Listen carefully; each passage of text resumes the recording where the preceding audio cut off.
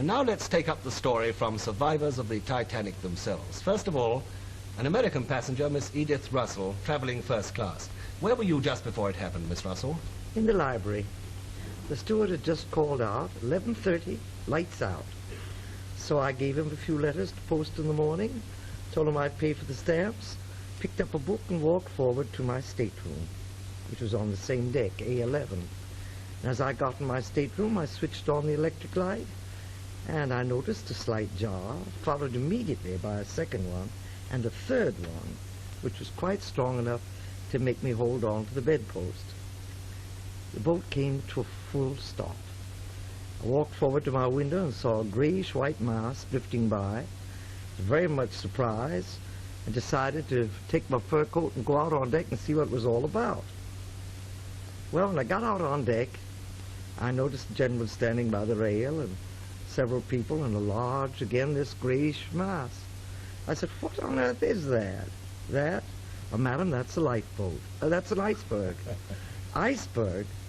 Gracious, I've always wanted to see one of those things since I was a child." "Well, you're seeing it Corker now. There's 1/8 above the water and 7/8 below, and believe me, that's some iceberg." So, after that, we picked up bits of ice, played snowballs for a little while, and it was very, very cold. I asked one of the officers if there was any danger. He said no, and I went back to bed. As simple as that. No danger as far as you were concerned. No danger. Now, what about Mr. Witter, second-class smoking room steward? What did you think the Titanic had hit, Mr. Witter? Well, I didn't think she'd hit anything. I thought she'd dropped a blade from the propeller, you know. How did you find out what in fact had happened? Well, I went down to the working alleyway where my cabin is, number 7 Glory Hole. I was standing there talking to 2 or 3 fellas, and Carpenter came along, and I heard him say, "The bloody mailroom's full of water." I said, "What's that shit, mailroom full of water?" He said, "Yes." I said, "Well, what about those bulkhead doors forward?" He said, "They're not holding, Jim." Of course, then I walked into my cabin, number 7 Glory Hole, and I opened my box. I called everybody. I said, "Come along, fellas, get up, she's going down." So I opened my box, took out some matches, some cigarettes, and I said, "Come on, fellas, get out." "What the hell are you talking about?" They said, "Get out of here." And someone threw a boot at me. I said, "Good night, gentlemen." Just as easy as that. As far as they're concerned, no danger either, not at that time. Well, now, Commander Lightoller, the second officer of the Titanic, died recently, but in 1936 he broadcast his story of that night. And it left 6 compartments open to the sea. The water flowed into the first 6 compartments forward of number 4 boiler room and caused her bows to sink so much that the water flowed over the top of the aftermost watertight bulkhead, filled the next compartment, then overflowed again into the next one, and so on. Well, from that moment, as the captain very well realized, nothing could save the Titanic, and the order was given, lower the boats. Quartermaster Rowe, who's here tonight, was a very surprised man. Where were you, Quartermaster? I went on watch on the poop at 8 o'clock. At 10 o'clock I read the log and passed it onto the fore bridge. At 20 minutes to 12 I was pacing up and down the deck and I felt a good jar. I thought that was peculiar. I looked along the side and I saw what I thought was a windjammer, but as it came astern I saw it was an iceberg. The engine was going full speed astern then, so I pulled the lug in. After that it got a bit quiet, except for the blowing off of steam, and heard nothing or see nothing till I saw a lifeboat being lowered on the starboard side. I reported it to the bridge. I asked them if they knew there was a boat being lowered. They said they did, and wanted to know who I was. I said I was the after quartermaster. They asked me if I knew where the distress rockets were. I said yes. They said bring them on the bridge. When Captain Smith saw me bring them up, he told me to fire one and fire one every 5 or 6 minutes.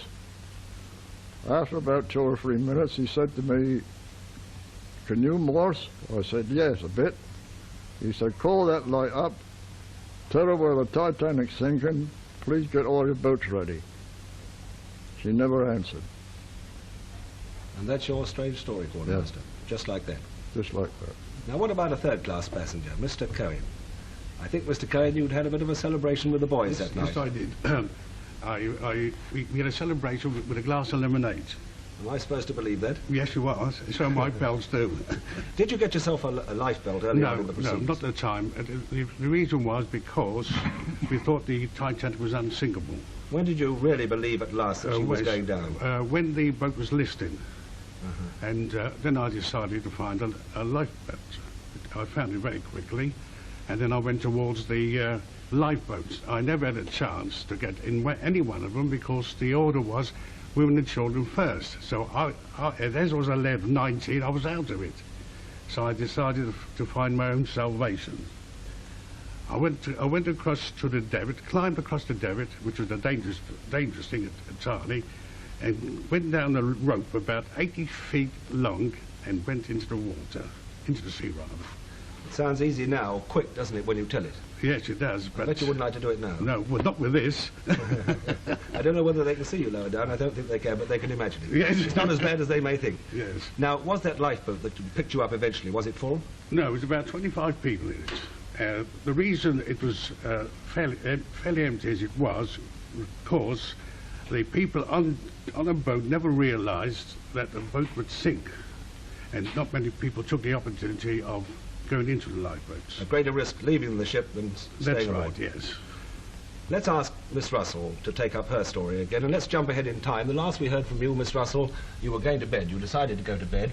Now, let's go forward to the time when you were on deck and you asked Wareham, your steward, to go and find your little pig, your mascot. Would you take up from there? I was on A deck in the lounge when Wareham came along, and I said to him, "Here, Wareham, are my trunk keys. Would you mind taking care of my trunks if I don't get back in time in the morning?" So he said, "You better go in and kiss those trunks goodbye." I said, "You don't think there's any danger, do you? If there is, why, you better go back and get my mascot." My mascot was a little pig, a music box. It had been given to me by my mother after a motor accident fatal to everybody but me in France. So he brought the little pig back. It played the matchich. After that, I was in the direct line of light with Bruce Ismay, who saw me and picked me up like a puppy and threw me down the steps. But I was wearing a sheath dress, very narrow skirt, a long fur coat, a woolen cap, some furs, evening slippers, and one thing another, thin stockings. And I went forward to the rail, looked at that very, very high rail with the lifeboat swinging way out on its davits, and I knew I never could make it, not in that skirt. So as I stood there hesitating, a sailor grabbed this little pig from under my arm and said, "Well, if you don't want to be saved, we'll save your child," and he threw the pig into the lifeboat.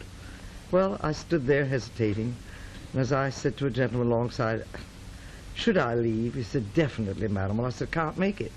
So now, if you will just sit on my hand, this sailor and I will make a little cradle of our hands. You sit down, put your hand around my neck, and we'll toss you right into the lifeboat. And they did. First thing I did then was to hunt for the little pig. I found it, the bottom of the boat with its legs broken, but it still could play the matchich, and I played it all night long to keep the children from crying. Thank you, Miss Russell. Well, meantime, the entire crew and all the officers of the Titanic were working frantically. And in the wireless room, the chief radio officer, Jack Phillips, was trying to contact nearby ships. The nearest was the Californian, but her solitary operator had gone to bed. The officer of the watch reported the Titanic's rockets and the disappearance of her lights to the captain, but no action was taken. Meantime, Phillips from the Titanic was sending out the old CQD call, the standard distress signal of those times. But then he changed to SOS, the first time it had ever been used at sea. And one of the ships to pick that up was the Carpathia, the captain, Captain Rostron. Now, Harold Cottam, there he is, was the operator of the Carpathia, and he received the signal. And here he is, sending his answer now.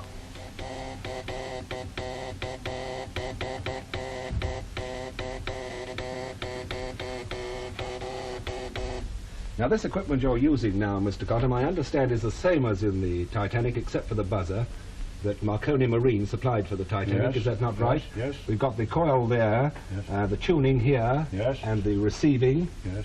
And there was the transmission, was it not? Yes. With the spark flying from Yes. the points when you pressed the buzzer? Yes.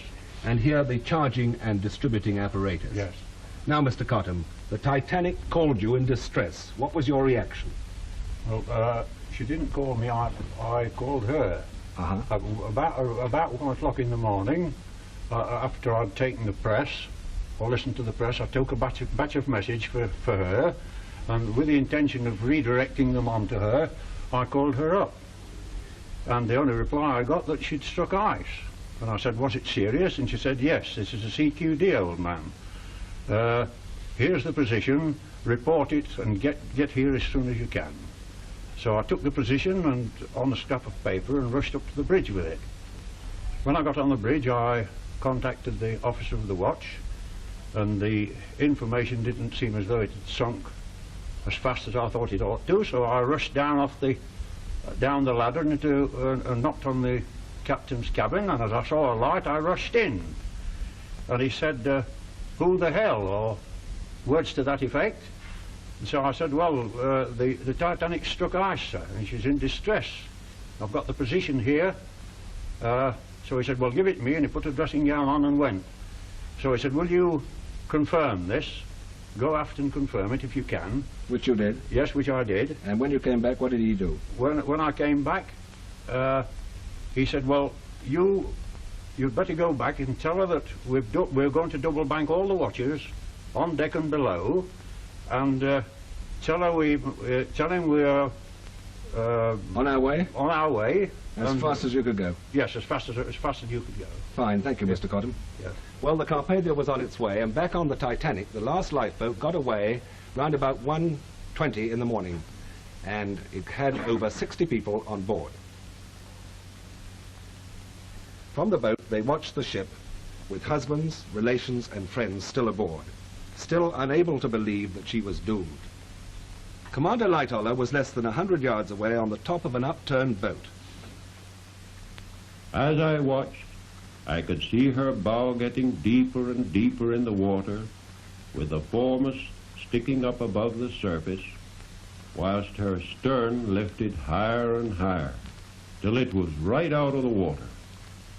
When she got to an angle of about 60 degrees, there was a sullen sort of rumbling roar, as her massive boilers all left their beds and went crashing down through the bulkheads and everything that stood in their way. Up to that moment, she had stood out as clear with her rows of electric lights all burning. When the boilers broke away, she was, of course, plunged into absolute darkness, though her huge black outline was still perfectly distinct up against the stars and sky. Slowly she reared up on end, till at last she was absolutely perpendicular. Then, quite quietly, but quicker and quicker, she seemed just to slide away under the surface and disappear.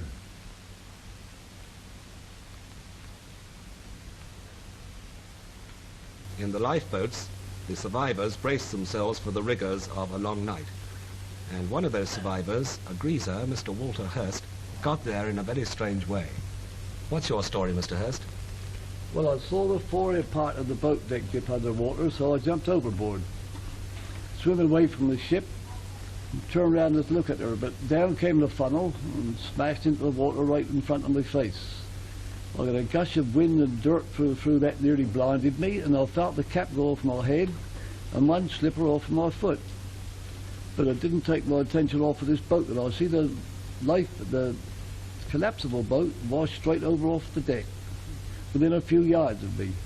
But I managed to get onto it, and I was followed quickly by the second officer and a few others. Anyhow, she soon got filled up. There was an old man stood next to me. He was complaining all the night long about his head was so cold. Well, I took particular note of that because mine was pretty cold too. But a friend of mine, a shipmate named Lindsay, gave me a drink from a bottle. I thought I was on a good thing. I think it was whiskey or brandy. Instead of that, it was essence of peppermint. Nearly choked me. Thank you very much, Mr. Hurst. Well, meantime, the Carpathia was speeding to the Titanic's rescue, herself dodging patches of ice and huge icebergs.